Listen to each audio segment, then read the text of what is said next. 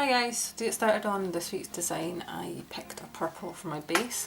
This is one of my own Inti polishes and this shade is called Twilight Sparkle. So once you've got your base shade we're going to use white, and as you can see I've painted one part of the nail in white.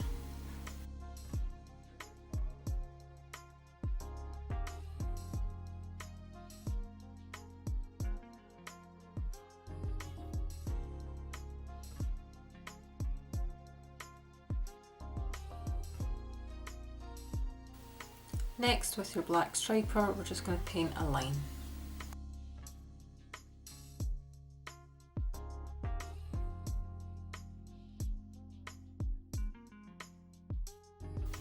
For the last part of this design, I'm just going to use a dotting tool, and as you can see on the white, we're doing an array of dots.